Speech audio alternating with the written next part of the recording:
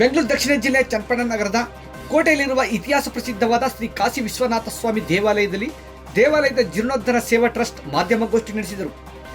ಈ ಸಂದರ್ಭದಲ್ಲಿ ಮಾಧ್ಯಮಗೋಷ್ಠಿಯನ್ನು ಉದ್ದೇಶಿಸಿ ಮಾತನಾಡಿದ ದೇವಾಲಯದ ಜೀರ್ಣೋದ್ಧಾರ ಸೇವಾ ಟ್ರಸ್ಟ್ ಅಧ್ಯಕ್ಷ ರಾಂಪುರ್ ರಾಜಣ್ಣ, ರಾಜ್ಯದ ಇತಿಹಾಸದಲ್ಲಿ ಗತಕಾಲದ ವೈಭವದ ಪ್ರತೀಕವಾಗಿರುವ ಶ್ರೀ ಕಾಶಿ ವಿಶ್ವನಾಥ ಸ್ವಾಮಿ ದೇವಾಲಯ ಬೊಂಬೆ ನಗರದಲ್ಲಿರುವುದು ಹೆಮ್ಮೆಯ ವಿಚಾರ ಎಂದರು.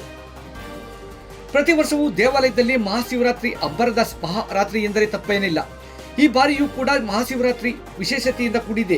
ಭಾನುವಾರ ಮುಸ್ಸಂಜೆ 3:30ರಿಂದ ಪ್ರಾರಂಭವಾಗುವ ವಿವಿಧ ರೀತಿಯ ಸಾಂಸ್ಕೃತಿಕ ಮನರಂಜನಾ ಭರಪೂರ ಕಾರ್ಯಕ್ರಮಗಳು ಮುಂಜಾನೆ 5ರವರೆಗೆ ನಡೆಯಲಿವೆ.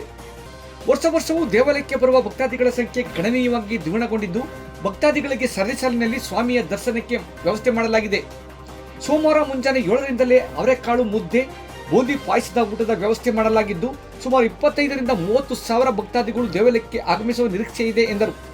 ಮಾಧ್ಯಮಗೋಷ್ಠಿಯಲ್ಲಿ ಠೇವಾ ಟ್ರಸ್ಟ್ನ ಉಪಾಧ್ಯಕ್ಷ ಹಾಗೂ ತಾಲೂಕು ಕಾರ್ಯನಿರತ ಪತ್ರಕರ್ತರ ಸಂಘದ ಅಧ್ಯಕ್ಷ ಡಿ.ಎಂ. ಮಂಜುನಾಥ್, ಪ್ರಧಾನ ಕಾರ್ಯದರ್ಶಿ ಪುಟ್ಟಮಾದಯ್ಯ, ಖಜಾಂಚಿ ಪುಟ್ಟಸ್ವಾಮಿ, ಟ್ರಸ್ಟಿಗಳಾದ ಸುಜೇಂದ್ರ ಬಾಬು, ಎಂ. ಸುರೇಶ್, ಎಂ. ಶ್ಯಾಮಸುಂದರ್, ತಮ್ಮಣ್ಣಗೌಡ, ಮಧು ಪಿ, ರವಿ ಎಚ್.ಎನ್, ಅರ್ಚಕರಾದ ಎಸ್.ಜಿ. ರಮೇಶ್ ಹಾಗೂ ಹಲವಾರು ಮಂದಿ ಹಾಜರಿದ್ದರು.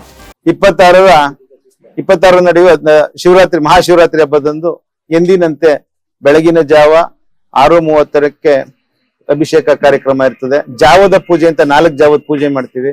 6:30ಕ್ಕೊಂದು, 3:30ಕ್ಕೊಂದು, ರಾತ್ರಿ 11 ಗಂಟೆಗೊಂದು, ಮಾರನೆಗೆ ಬೆಳಗಿನ ಜಾವ ಒಂದು, 16ನೇ ತಾರೀಕು ಬೆಳಗಿನ ಜಾವ ಒಂದು ನಡೀತಾ ಇರ್ತದೆ. ಅಂತ ಒಂದು ಸುಸಂದರ್ಭದಲ್ಲಿ ಬಹಳಷ್ಟು ಜನ ಭಕ್ತಾದಿಗಳು ಬಂದು ಸ್ವಾಮಿಯ ದರ್ಶನ ಪಡೆದು ಸ್ವಾಮಿಯ ಕೃಪೆಗೆ ಪಾತ್ರರಾಗುವಂತ ಒಂದು ಸನ್ನಿವೇಶ ತಾವೆಲ್ಲರೂ ಗಮನಿಸ್ತಾನೆ ಇದ್ದೀರಿ. ಈ ಒಂದು ದೇವಸ್ಥಾನದ ದಿನೇ ಈ ದೇವಸ್ಥಾನದ ಒಂದು ಪ್ರತಿಷ್ಠೆ ಹೆಚ್ಚುತ್ತಾ ಹೋಗ್ತಾ ಇದೆ. ಆ ಭಕ್ತಾದಿಗಳು ಕೂಡ ವರ್ಷಕ್ಕೆ ಜಾಸ್ತಿ ಆಗ್ತಾ ಹೋಗ್ತಾ ಇದ್ದಾರೆ.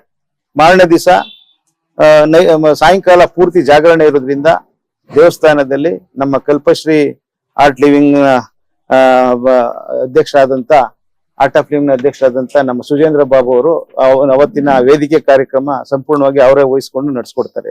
ಬಹಳ ಯಶಸ್ವಿಯಾಗಿ ಆ ಕಾರ್ಯಕ್ರಮ ಚನ್ನಪಟ್ಟಣದಲ್ಲಿ ತುಂಬಾ ಯಶಸ್ವಿ ಕಾಣ್ತಾ ಇದೆ.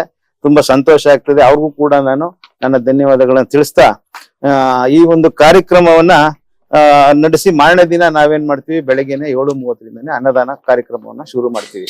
ಅನ್ನದಾನ ತುಂಬಾ ಯಶಸ್ವಿಯಾಗಿ ನಡೀತದೆ.